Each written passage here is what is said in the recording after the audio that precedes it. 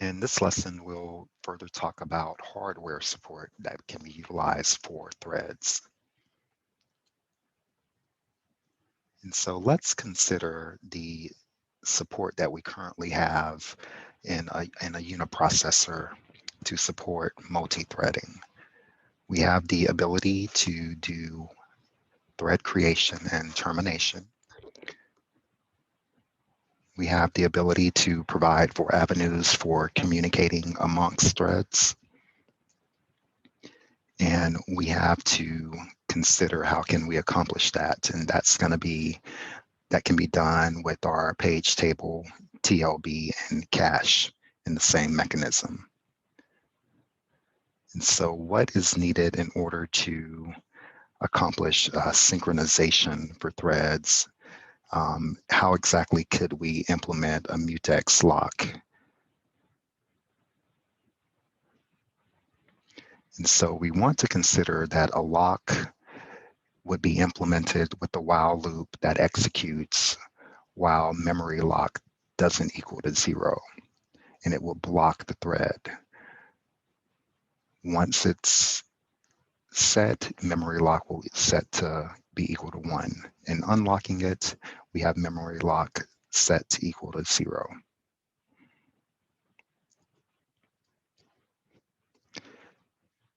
And so we have to consider what could possibly go wrong in this instance. And again, we have to keep in mind that these instructions aren't atomic, and so we'll need to make appropriate modifications. And so we'll need to consider how we did that earlier. And to accomplish it earlier, we used OS mutex calls to make instructions inseparable. But now we can't consider that because now we are the operating system. And so let's consider what happens when we have a lock instruction for thread 1 and for thread 2. We'll have the initial lock occurring and they'll execute simultaneously. And so we'll have our load instruction execute. And then this results in a thread switch. So thread 2 will load. Now this is now set, which means that we'll jump to our add I instruction. The memory lock is updated, and we return. And so thread 1 will execute.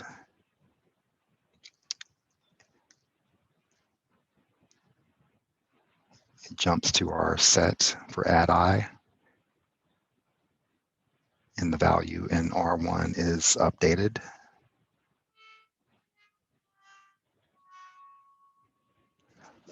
And now we have a problem with the memory lock.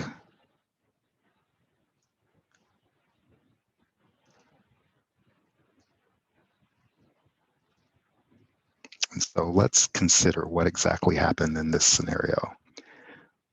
We have to consider that we weren't in a critical section. And so we're implementing the lock for a critical section. So how could we be in one?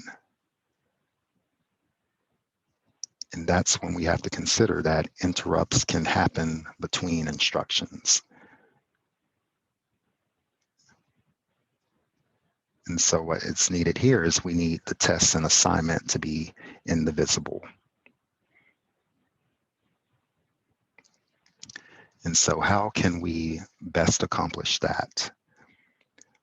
We'll need for an atomic read, modify, write instruction.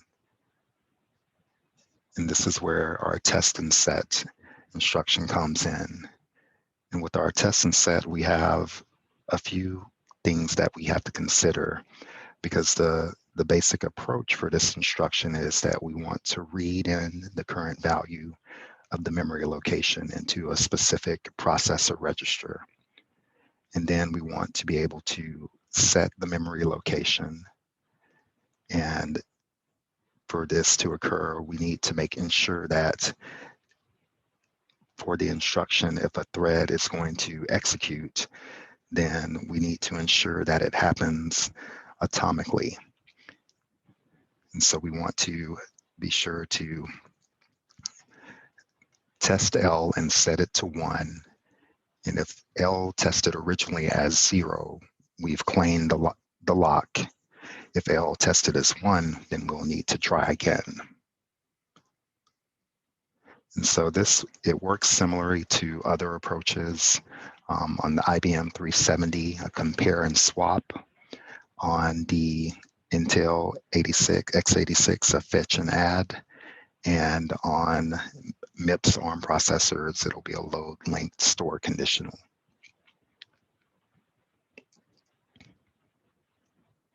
And so now our new implementation of a Mutex will have a while statement that will take into consideration the test and set as well as the memory lock not being true.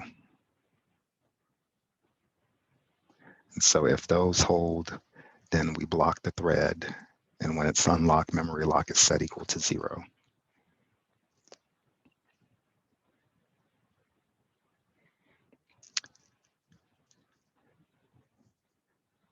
And so our example of implementing this would allow for us to have our shared lock set equal to 0. We'll pass in a pointer to L, and that is what is used for the test and set. And then we can return that value.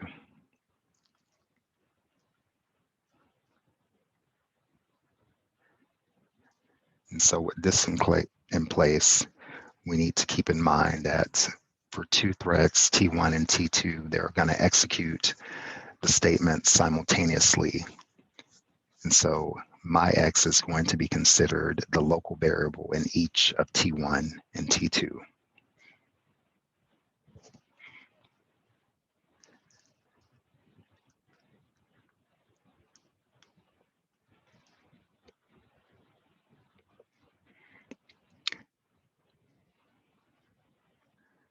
So we'll need to consider the possible values that could be returned, and we could have T1 as the winner or T2 as the winner. In either case, we're going to need for T1 and T2 to get either a 0 or a 1 as the return value.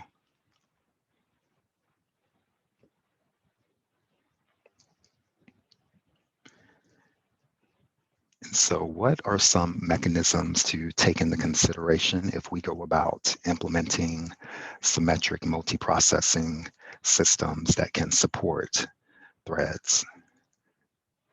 And so in this case, we have to consider the system is going to be hardware plus the OS. And we need to consider that threads of the same process will share the same page table. Threads will have synchronization, and threads will have identical views of memory.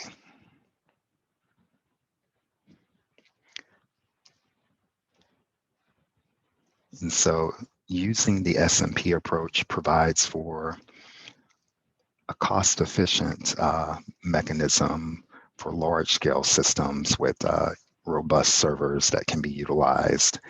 And this typically is the approach that's used when you're working with the cloud or distributed services.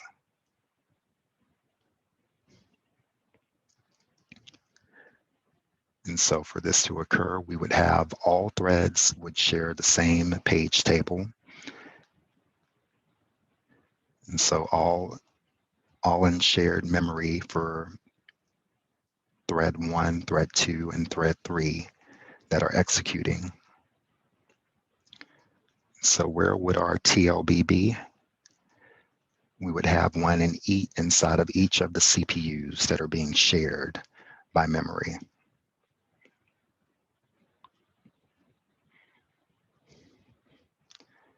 And so who sets the page table? And that is going to be accomplished by the operating system. then we need to consider who will set the TLB. And so in this case, we'll have hardware on TLB, and this is from the page table.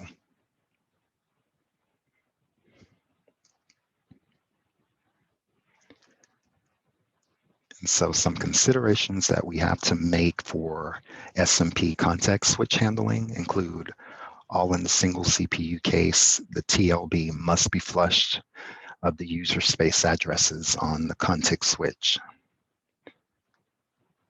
And so how do multiple processors complicate this? Essentially, they don't. And so anytime a CPU is switched to a new thread, the OS flushes user entries from that CPU's TLB. And so there's no need to affect the other TLBs. And so when considering the SMP page replacement handling, on page replacement by the OS, we can consider that, and the OS must also evict the TLB entry for that page. And this will happen even on a uniprocessor. And the OS must tell other CPUs to evict the corresponding entry using software interrupts. And so this is what we call a TLB shoot down.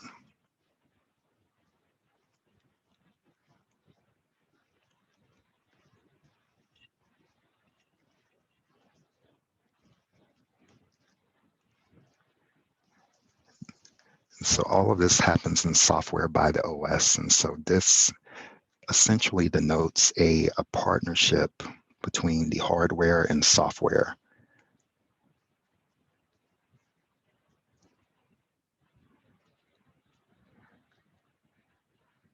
And so if we were to consider handling a SMP page fault, we want to take into consideration the contents for each thread during execution and the values that we have in shared memory.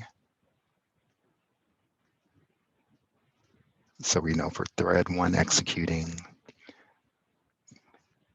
in thread 2 and 3, we'll have the value of VPN of 50 and a PFN of 187. So let's assume that T1 encounters a page fault on VPN 48. The OS decides to evict VPN equals 50 and use PFN equals 187 for hosting VPN 48 equals 48. So the OS changes the page table entry for VPN equals 50 to 48. Then because it's running on CPU 1, it evicts the TLB entry for PFN 50.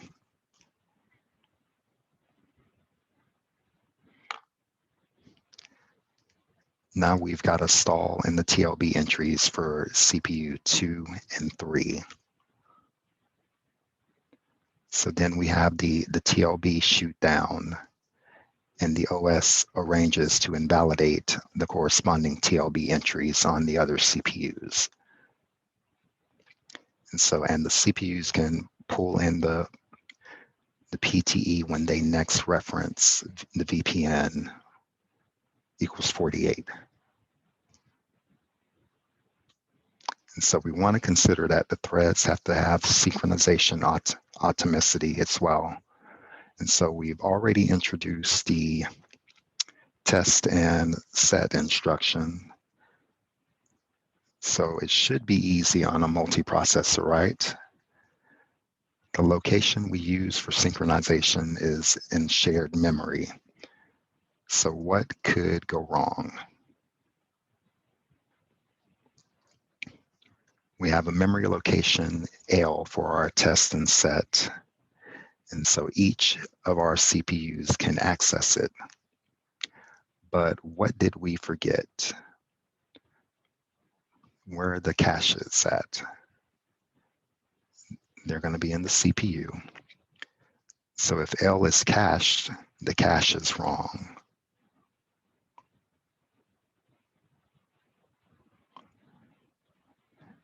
So what will we need to do?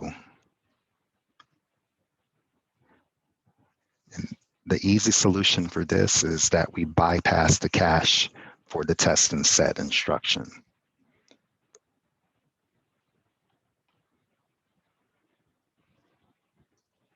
So now we have one more requirement to go. Threads have identical views of memory. And so this implies that access to a memory location returns the same value on all CPUs. And so we'll refer to the method of synchronizing the caches as a cache consistency or cache coherency protocol.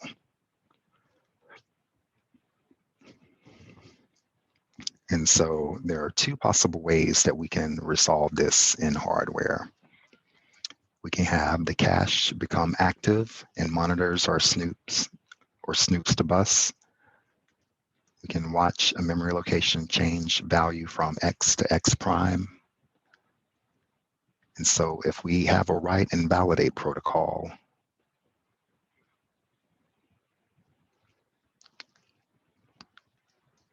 X becomes X primes, and for T2 and T3, we've invalidated it.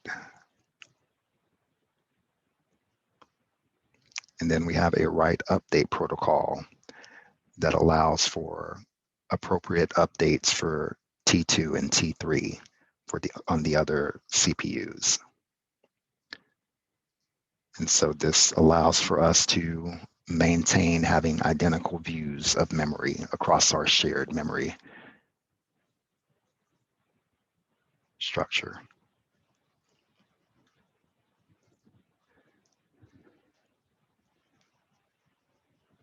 And so overall, what we've learned is page tables can be in shared memory, that they're set up by the OS and used by the hardware.